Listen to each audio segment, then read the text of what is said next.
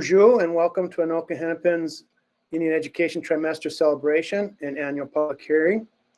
In order to keep people safe, tonight's event will be hosted in a virtual format and will be recorded. I'm Todd Protovinsky and I supervise the Indian Education Program for Anoka-Hennepin Schools. Tonight's event will begin with a slideshow introducing our Indian Education team. We'll then move into the public hearing portion of the slideshow that will highlight how the program supports our Native students academically and culturally in the schools, as well as the activities that we host outside of the school day, which aren't quite as often or as many now in our pandemic world. We'll also share some demographic and achievement data for our students, and we will then celebrate and recognize our students that have earned awards during trimester one. We'll wrap up the evening by giving our students and families an opportunity to give us some input and feedback on the support that we are giving our students.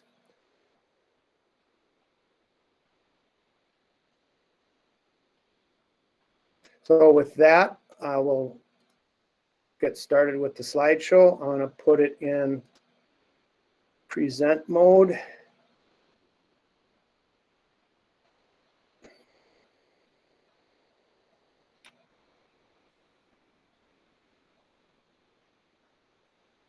Kind of went through the agenda in my intro. Our Indian Education program for our district works collaboratively with our Parent Advisory Committee and our Johnson O'Malley Committee. Our purpose or mission of our program is to encourage and inspire the academic achievement, the social and emotional development, and the cultural awareness of our students. We support students both individually and in groups. Our team serves as a resource with our curriculum department to review and recommend accurate curriculum when it comes to cultural perspectives. Our team promotes cultural diversity, not only between the community, but within staff and students as well. All students that participate in our program have identified as having Native American ancestry through their school enrollment paperwork, unless their family chooses to opt out of our program. We have 7 advisors currently that are assigned to cover all the elementary and secondary schools.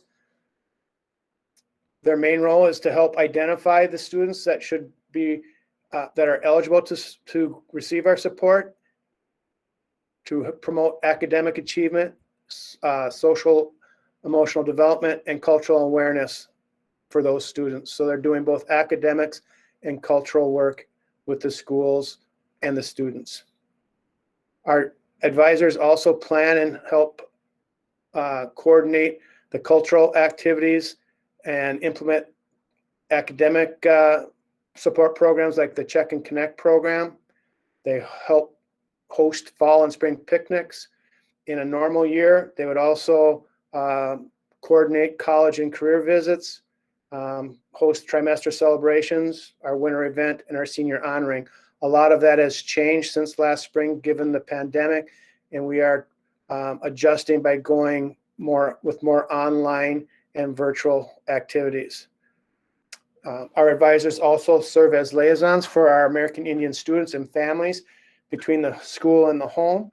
And they also help refer students and families to other school personnel for support that's beyond their scope or role.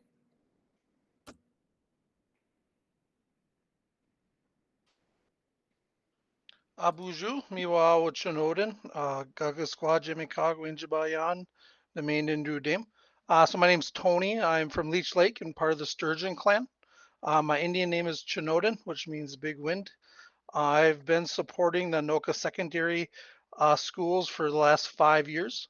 I've been working with Native youth my whole professional career, and I'm very glad to be a part of this team. So thank you.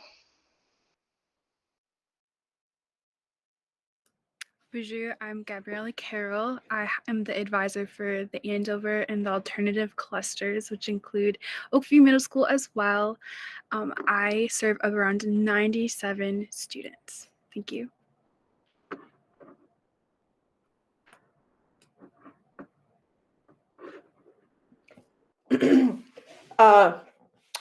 Bonjour, Jilindal Nindishnakas, Mongan Dudem, Gawa Biganikog and Dunjaba, St. Francis and Da.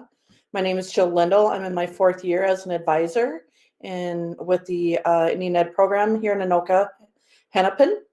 I work with the Blaine Secondary Cluster. I work with, I'm thinking 145 students. Yeah.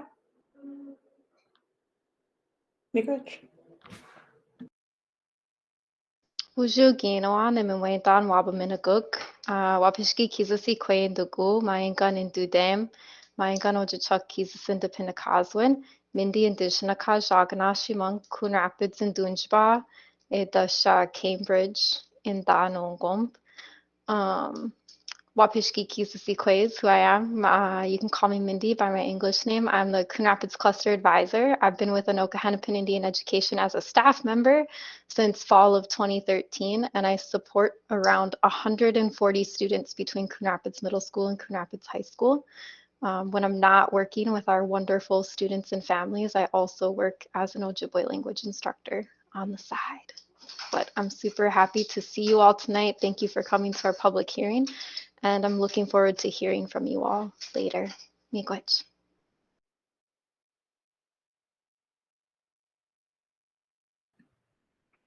Bonjour. My name is Tanya Flower Mittenen. I'm an elementary Indian education advisor. I support approximately 150 students. I'm an enrolled member of the Red Lake Band of Chippewa Indians. I am in my 3rd year with the Anoka-Hennepin School District. It is my 1st year as an elementary advisor. I serve the elementary schools of Adams, Eisenhower, Hamilton, Hoover, Jefferson, Johnsville, Madison, McKinley, Mississippi, Sand Creek, University, Morris By, and Sunrise. A former parent committee secretary and a former Anoka-Hennepin student. I'm so proud to be a part of this program, and thank you everyone for being here tonight.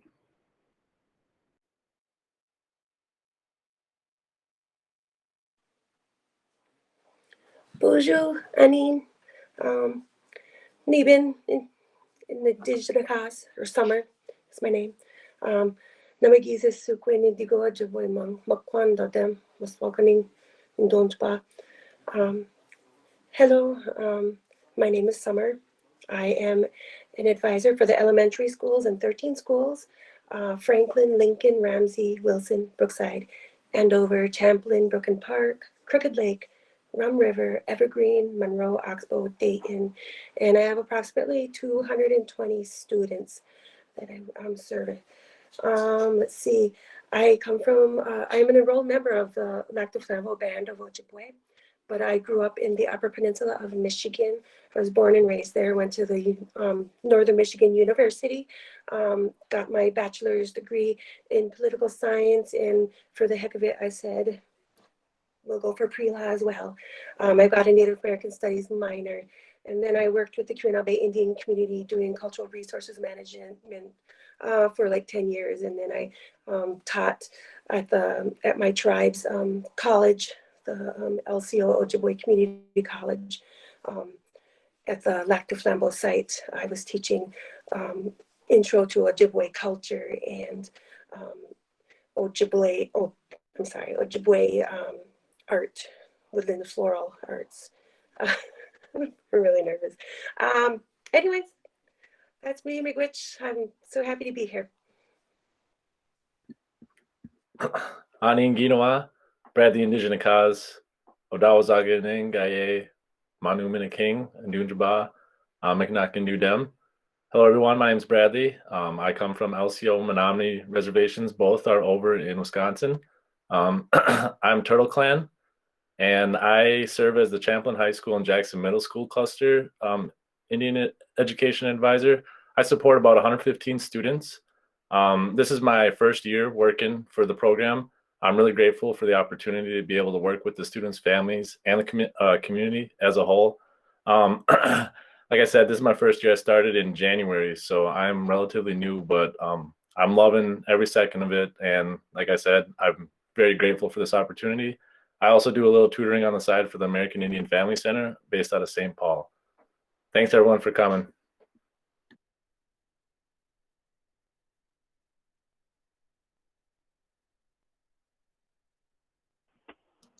Sarah, do you want to go first?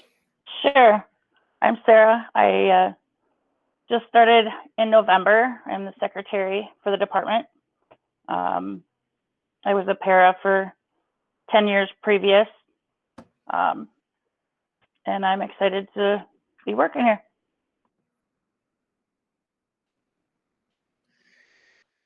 And I'm Todd Protovinsky. As I introduced myself earlier, I am a principal on special assignment that have the good fortune of working with this great team, supervising our American Indian education program for the school district. We will continue on with our next slide.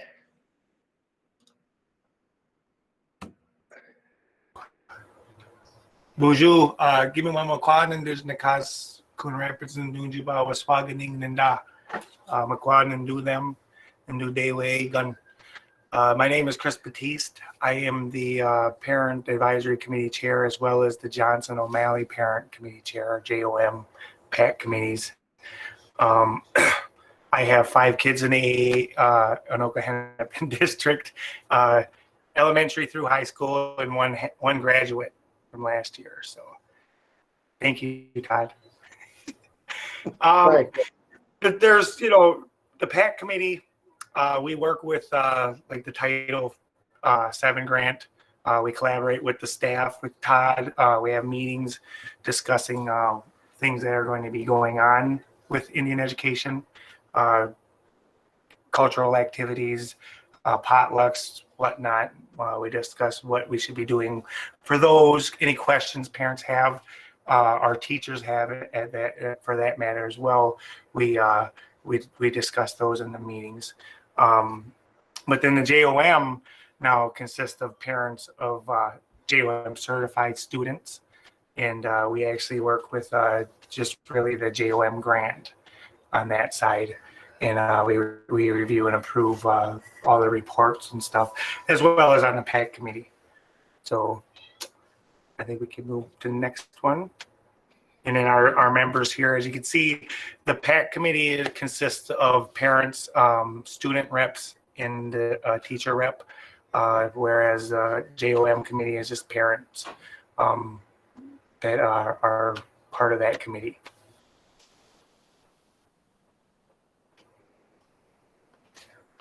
Our program has 3 major funding streams. Chris touched base on 2 of them real quick.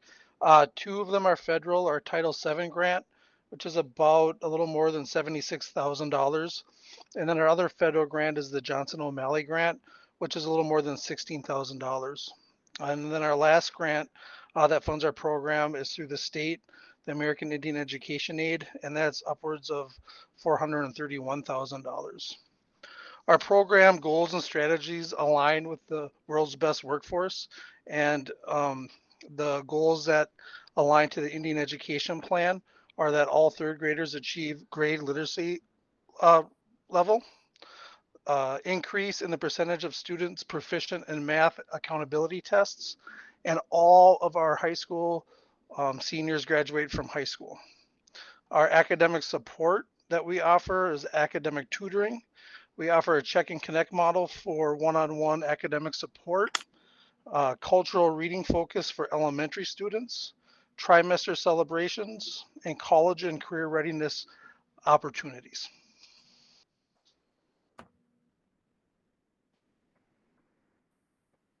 Program updates, cultural support. Due to COVID-19 and all in-person activities have been canceled, our program is supporting families via virtual family engagement activities such as biweekly online speaker series, virtual cultural classes, plant and medicine classes, virtual senior honoring, virtual groups with students, and virtual teacher and curriculum support. These are photos from past Indian Ed events, pre-COVID, obviously. and more photos from past events that the program has put on.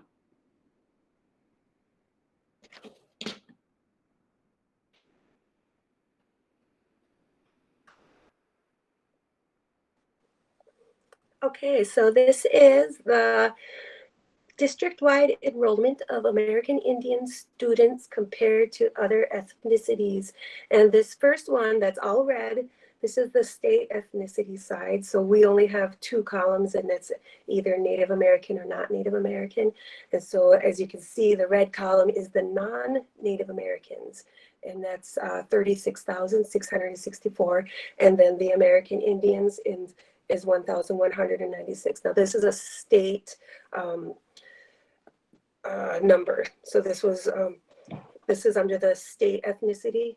And then we have the federal ethnicity. I got to look at my bigger picture because these are really small.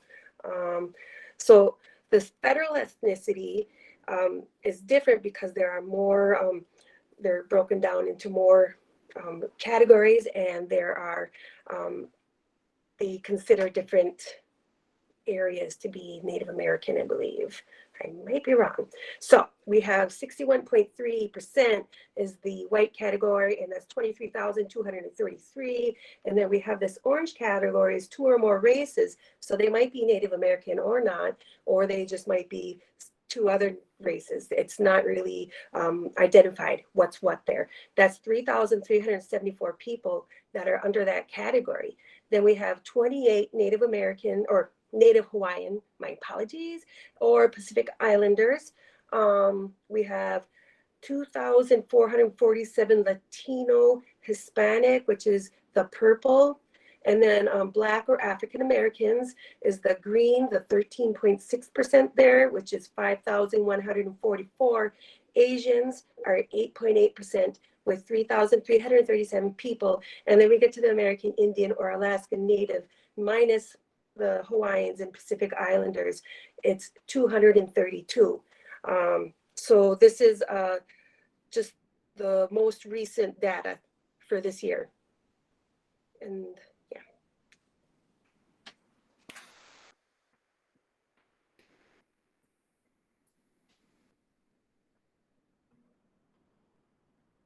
Okay. Just to jump in on this slide, this is a slide that's showing the federal, using the federal ethnicity codes, which shows you the breakdown by gender, as far as how many of our American Indian or Alaskan Native students are male and female versus an all-school comparison. And then we have a comparison of our American Indian or Alaskan Native students that are qualifying for special education compared to all students. And you can see the American Indian categories are in blue in this graph, and all students are represented with the red bars. And then the last, to the far right there, the bar graph is showing our students that qualify for free and reduced lunch programming in the district compared to all of the students in the district. So the next few slides are our MCA data. The first 2 are using our state student counts. This one is measuring the MCA data for spring of 2019. This is the most recent data we have due to the fact that there was no MCA testing last spring in 2020. Again, hold on. Anoka-Hennepin state, state and federal, yep. This is our math testing data. Did you want to jump in, Todd? No, I just, I misheard you. Thought you were moving on there, Jill, sorry. So I can't see a legend on this, but is the who's red and who's blue? Oh, I'm sorry. Anoka-Hennepin state. So are the The native red is Anoka-Hennepin. On the left, we have Anoka-Hennepin. all students compared to state for the math. And then on the right side there, we have American Indian students, red representing Anoka-Hennepin and blue representing the state. And again, that's MCA data from 2019. You can see the American Indian students, when we compare our American Indian students from the states at 52.9% compared to the state data for American Indian students at 32.3%.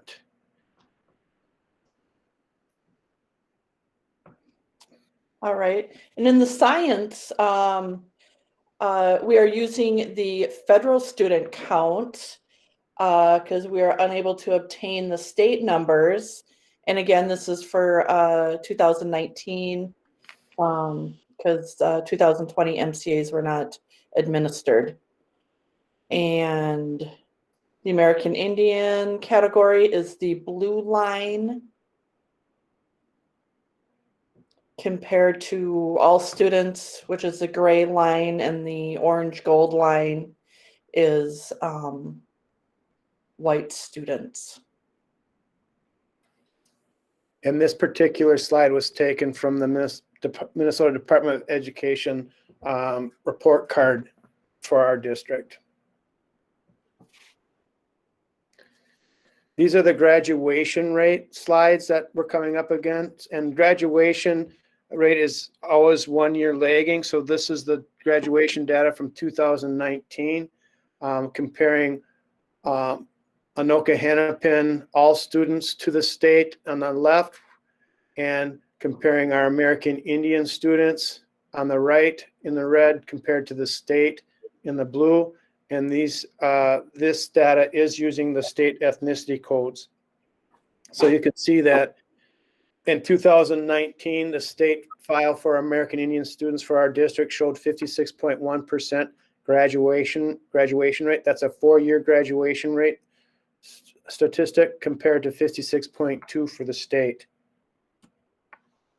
We also have a continuation rate. So those students that maybe didn't get all their credits in their senior year at high school can continue on in some alternative programming for the district. You can see that we have 21.1% of our American Indian students that in 2019 didn't graduate in their first senior year and were taking are enrolled in alternative programs that we offer. That could be Anoka-Hennepin Technical High School. It could be a Pathways program or something like that. One of our alternative programs that are available to students after they turn 18. The dropout rate for our students was 12.3% compared to the state dropout rate of 15.4%. And I will just share that the statistics on the graduation rate was based on 57 students listed as seniors in 2019 for our American Indian group. So a couple students, one way or the other, really does have a pretty big impact when we're looking at percentage numbers. There was also several students that were what we call unknown. I don't think I have a slide for that, but if you add up the percentages there, you'll notice that it didn't add up to 100%. And that's because we also had around 7 students in the unknown category, which means that there was no data to show whether they continued. They might have moved out of state, or there just wasn't any record as far as whether or not they graduated or not with the state file that our research evaluation and testing department was using.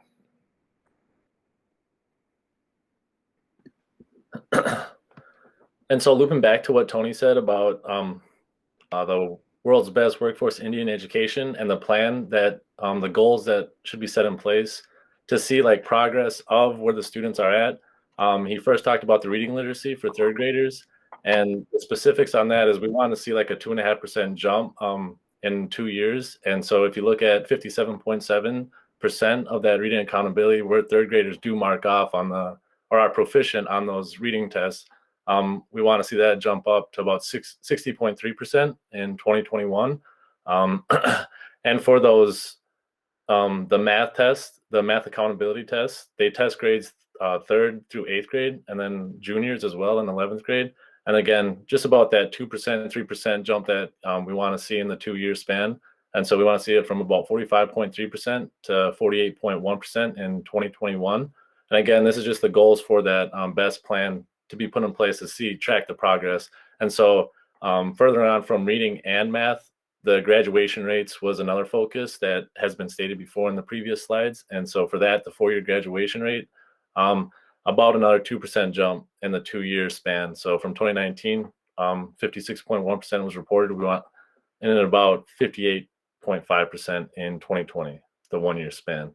So yeah, just holding some accountability and looking forward into looking ahead to kind of track where the students are and make sure they're keep climbing. So in a positive manner. And so how we do that to see, you know, not only tracking, but evaluating what we are doing as a program and the transparency between everyone else, all hands on deck. And so we hold stuff like this, like the public hearing, to see what kind of response the public or what kind of, we want to hear response from the public to know how we are doing as advisors, as a program, to, you know, work together to positively impact the students and families alike. And then the next thing in the spring is the program annual needs assessment. That just kind of just once a year in the spring, you know, just reviewing what the program would need, or what the what tools and what resources would be, you know, can be available for the program. Title VII annual progress report, that's just tracking the students, making sure their progress is, like I said, going in a positive way, in a positive manner, as well as participation in the events that the program holds, tracking that to make sure the students and families are participating, so we can keep those numbers going up. And then tribal consultations. So then reporting structure, it just kind of climbs the chain ladder. Todd here is director of, I mean, he wears many hats, but in this specific program, he's kind of overseeing us as advisors. And then, you know, it keeps climbing to Dr. Keith Brooks, sorry. As I'm new, he is relatively new too. So it's fun, you know, seeing some new faces in the, but as it keeps going, up to Dr. Eric Melby, the associate superintendent, and then the superintendent of Anoka-Hennepin, Dr. David Law. So now we're going to switch gears a little bit and have a little virtual party and celebrate our accomplishments as a program. Just a quick note, no attendance awards will be awarded this trimester due to distance learning. And the Community Advocate and Cultural Leadership Awards are based on nominations via the forms that were located on the Indian Education website events page. So we're going to recognize our students that managed to demonstrate some academic success during a typically difficult trimester. So these are the students that were on the A honor roll, and the students on the next 3 slides are students that had a GPA of 36 or higher, according to the weighted GPA. The students on these next 3 slides are organized alphabetically, starting with high school, and starting over again with the middle school students.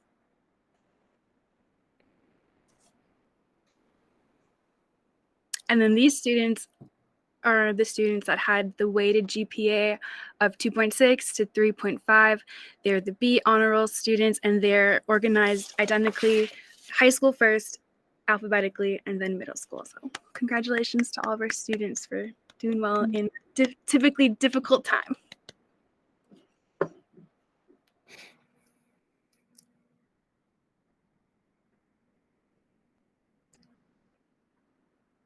As you can see, a lot of our students were on the A and or B honor roll this spring, or this first trimester, I should say.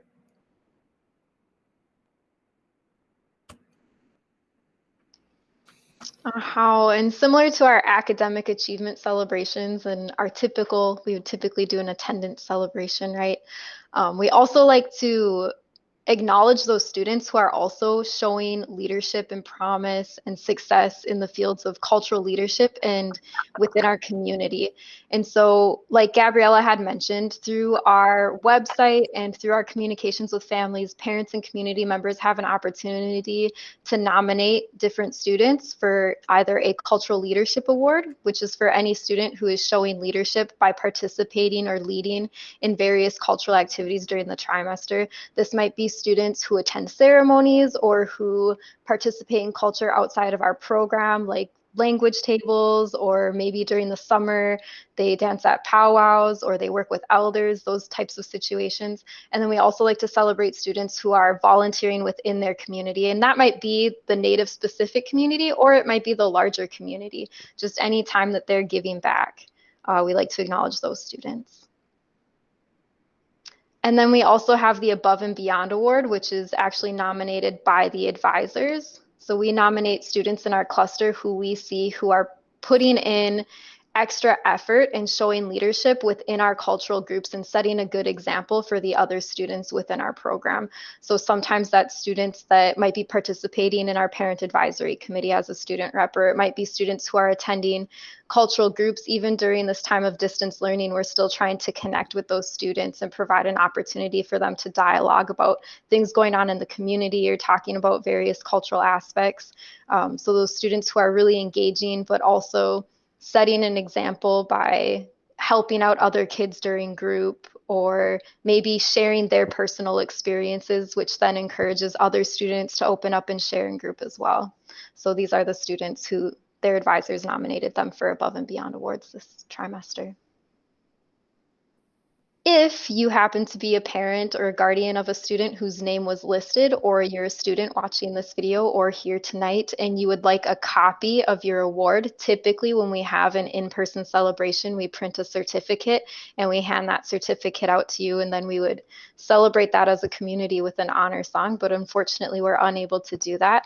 However, if you would like a paper certificate, you can call our secretary, Sarah, or I will be adding a Google form into the chat, and it will also be linked in the YouTube video once we get this uploaded, and you can request your certificate through that. Additionally, as we move into our sort of public feedback session, I'll also throw another Google form into the chat. If you're here tonight, we would love it if you could sign in and let us know how you're connected to our community. Miigwech. Okay, thank you to everybody that helped with that presentation. We're now at a time in the evening where we are looking to hear from our community members, families and students, as far as any input or feedback that you might have. We didn't have a great turnout tonight as far as, you know, we have 21 people online with us right now, which is significantly lower than when we did our in-person public hearing last year. But I know that sometimes people get a little fatigued with the screen time given our pandemic and how much screen time everybody's putting in during the day. So I wasn't sure if we'd have a good turnout or not, but if there's any parent or anybody that's here participating that wants to give some feedback, we're definitely interested in hearing any input or feedback that you might have as far as the work that we're doing for our program. So you can take yourself off of mute and share your thoughts, or you can put them in the chat box if you'd rather do that, or if you'd rather comment in writing when we send out the recording. You can also do a input or feedback in writing if you would like.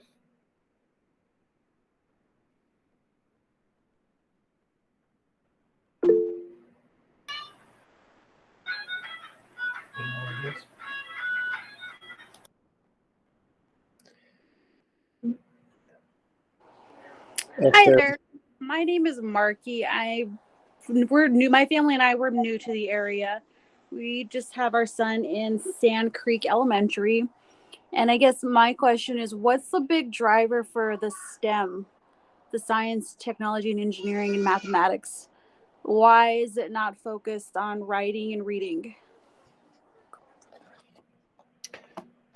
That is a good question, Marky. And I tell you what, we are going to jot that question down, and we will look into that, and we will send that feedback to you directly, kind of like what they do at our school board meetings, where we're going to kind of listen to the questions, and we'll get look into it and get an answer for you and get back to you on that.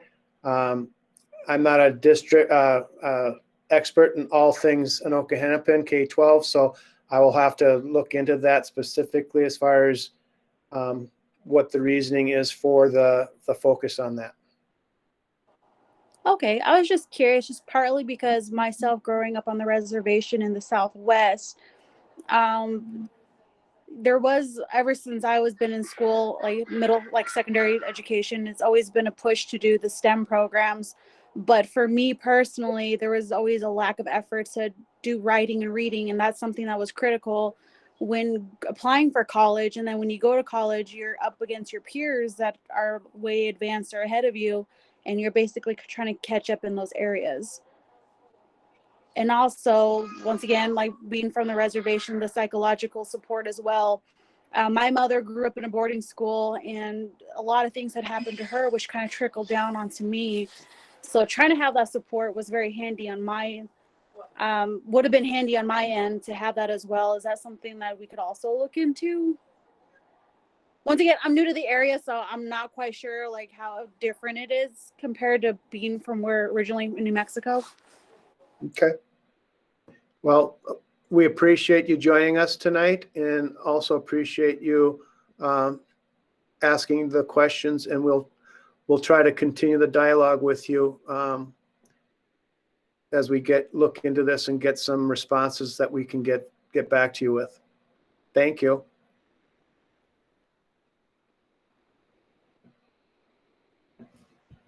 Are there any other comments?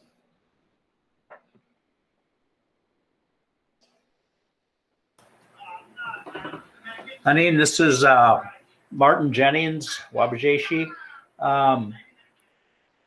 So do you have any preliminary results on the 2020 school year?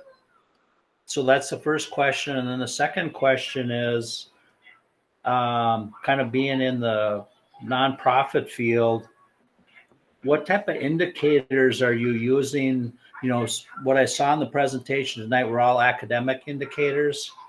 And when I look at, you know, kind of your purpose around social, emotional development, cultural awareness, what are those indicators for those other areas? And, you know, in this time that we're in, those things are even more important. And so I'm wondering how you're thinking and measuring that.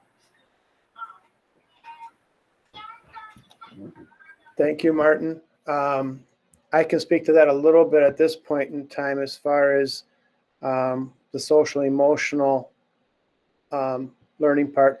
We are working with our assistant director for mental health, Nita Kumar, to get the data on how many of our American Indian students are receiving support from our mental health professionals in the buildings. So that's one way we're tracking it as far as that part goes. And could you repeat the first part of your question there, Martin?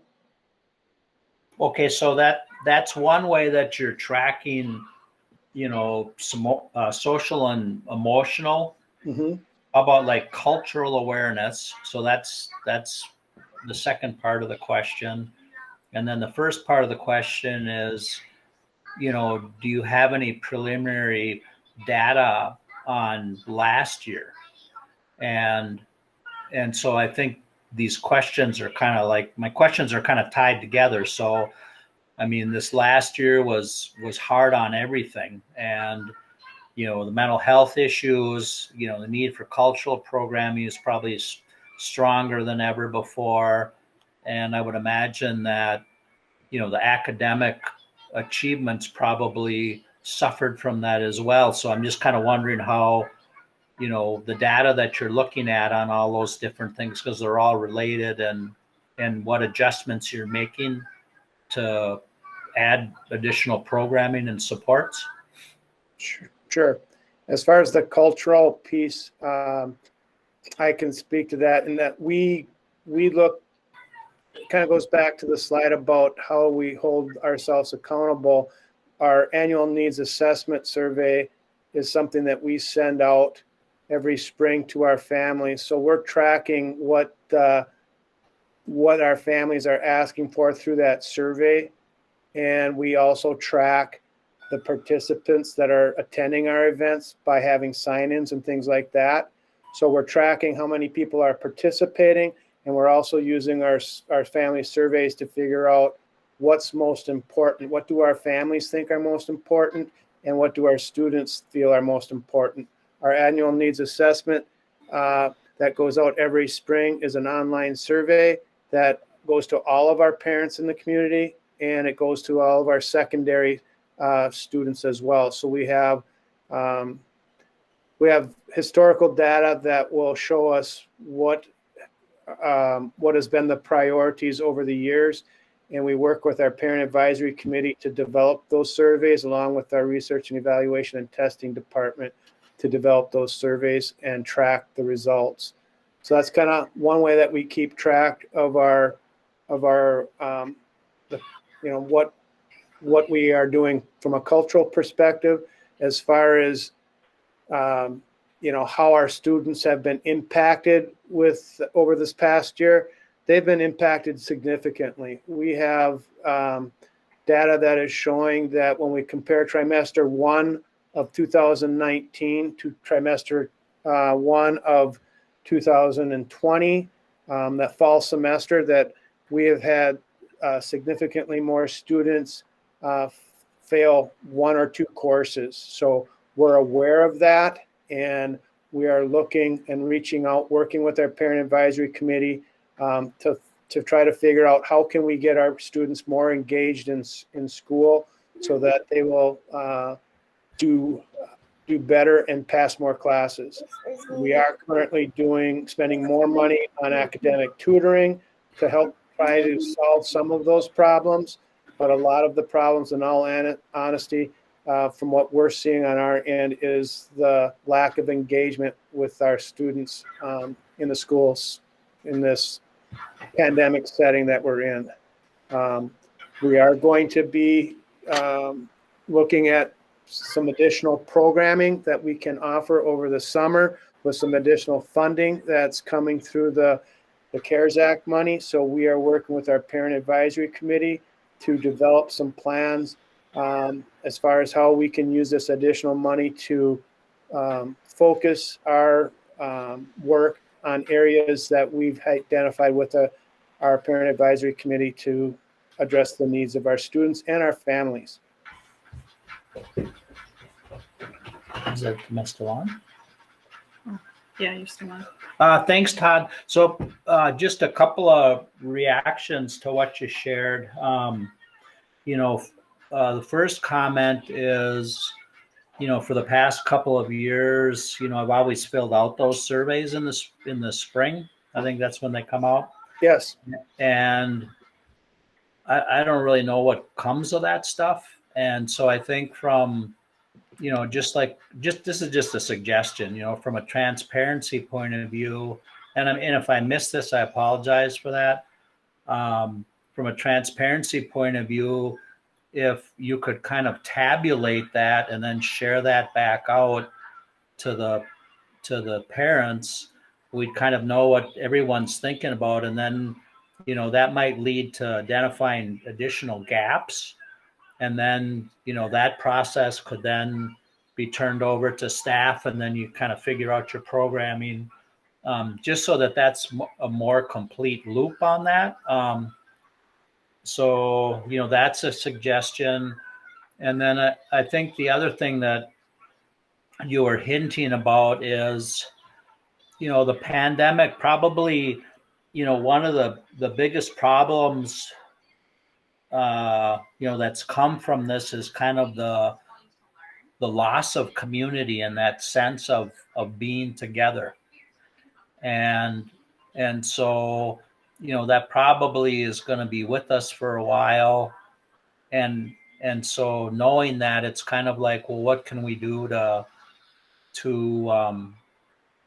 kind of compensate or make provisions for that? And, there's pros and cons about this particular format right here, but it really eliminates some of the issues, time and travel and things like that. But then there's accessibility issues, whether they got internet, whether they got equipment. And so there's trade-offs there, but it seems like we just during this time just need to be really, proactive. And if we know we're struggling, if our model was really based on, real relational work, and now in this period we've got to change that.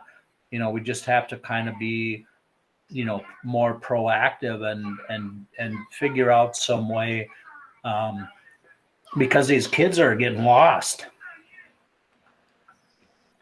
and they're slipping through the cracks. And so if there's something, that we could do there, I think, that would really be good. And it's just, I don't know, I just feel the weight of communities struggling and kind of like this loss of connection and stuff. And, I was thinking even tonight, it would have been nice if, somebody would have reached out to each one of the kids that are on the honor rolls and had them be part of this. And, Chris could have sang an honor song to them on this, and, we need to lift them up, and celebrate even more now than I think we did before. So, and I offer all this stuff, in a good way to try to be helpful, because I'm thinking about the kids. And, so thank you for letting me share my thoughts. Thank you, Martin. We appreciate your suggestions. You had some good suggestions there. We can definitely look at implementing some of those, like you had suggested, especially the sharing out the results of our annual needs assessments. We do share those with our parent advisory committee each fall, but that's something that would very easily be posted on our website so that all parents could have access to that information as well, which would provide some more of that transparency that you referred to. Thank you.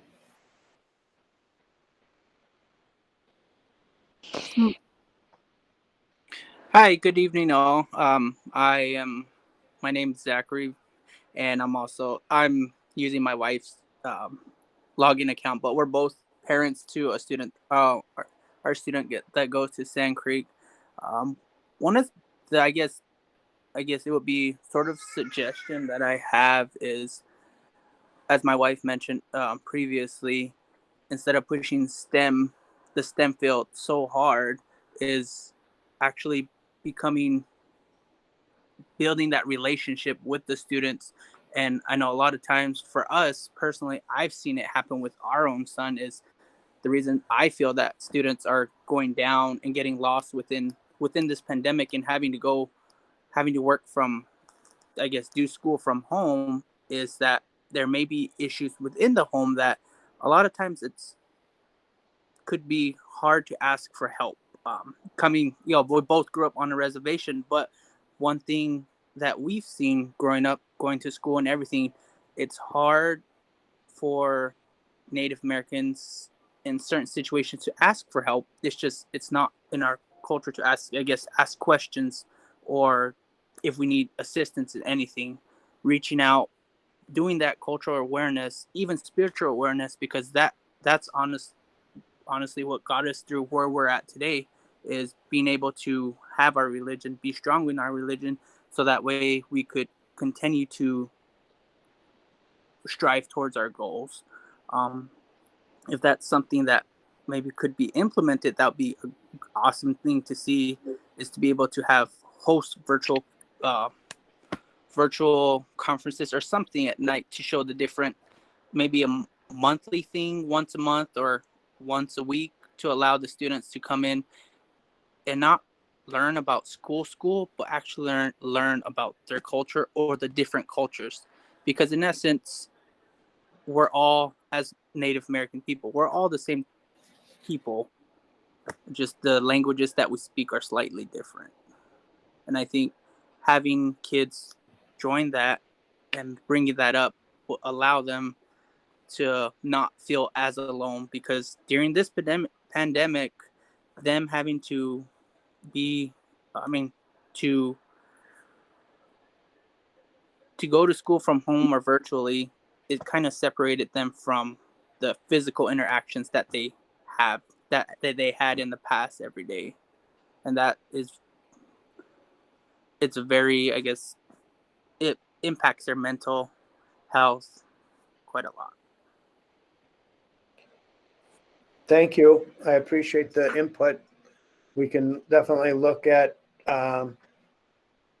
activities that are more child-centered in the online areas. That, we're currently doing the online video series that are occurring twice a month, but those aren't necessarily focused on elementary age type topics. So that's something that we could definitely look into and see if there's something that we could provide for our elementary age students or younger students to help them reconnect with friends and from not only their own school, but maybe even other schools. That is one of the things I would say has been our strength always with this program, is the relationship building. And when you get put into a distance learning environment, the relationship building really is impacted probably the most. So I definitely understand the concerns that have been expressed when it comes to that. And we continue to look for ways to address that. So I appreciate the input that those of you that have shared tonight have shared. So thank you.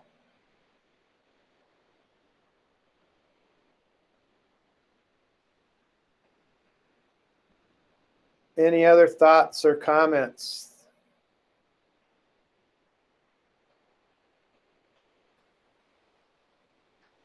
Just so that it's recorded, because the chat doesn't get recorded. I believe school board member Nicole Hayes had written in the chat a special welcome to the new advisors and a thank you for all the work you do to support our students and families.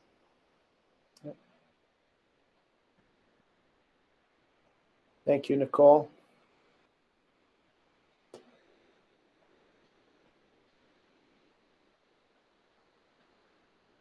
We will, as mentioned earlier, this was recorded this evening. The plan is to make that recording available so that even though we had between 20 and 22 people here at some point in time tonight, as you saw from prior slides, we have many more people that are out there that our program does support. So we will make the public hearing and the trimester celebration recording available to everybody, and as well give them an opportunity to give some written input and feedback, and then we will share that out as well. So with that, if there isn't any more input, I would like to say thank you. Todd, just a quick question. How are the elementary advisors engaging with the kids? We are doing that in both a remote setting and an in-person setting at this point in time. So Tanya is going into buildings. She's starting to work herself into buildings and doing some online virtual meetings with students. And Summer has been doing virtual meetings and continues to do the virtual classroom meetings. She is doing hers. Now that the elementary students are back in session, she is scheduled. We have asked her to adjust her schedule, so she is doing more evening after school kind of meetings with her students so that they don't have to be pulled from the classroom, so that she'll start hers like at 5 o'clock so that when the kids get home from school, they can also get some cultural activities from summer in that respect. So we're kind of approaching it both ways. Hi. I just wanted to say, because you had mentioned Tanya, and my daughter goes, Tanya every week or so, or a couple weeks, meets with her and the group, and my daughter really does enjoy those times with her. So I do appreciate her taking the time, to do that with her. I just wanted to say that because she gets very excited to do it. So, so thank you. Thanks for sharing. Thank you so much, and thank you for coming. I really appreciate you being here, and I appreciate her coming to our Google Meets, and I'm glad to see her little smiling face every time. She's a joy. So thank you. Yeah, you're welcome. Thank you.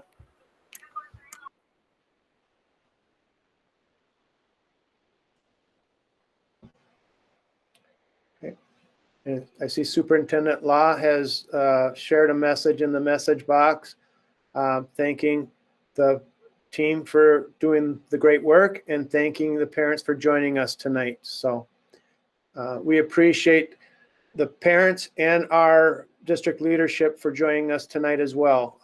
It's always nice to have the support of the district leadership from the school board through the superintendent and associate superintendent and our director, Dr. Keith Brooks as well. So we appreciate the support, and we appreciate the support from the parents as well and the input that you've given us tonight. So I want to say one last miigwech for joining us tonight, and Giga Wabaman.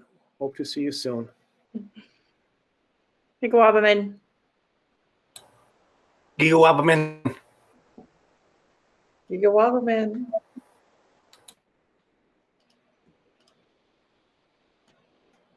Mm-hmm.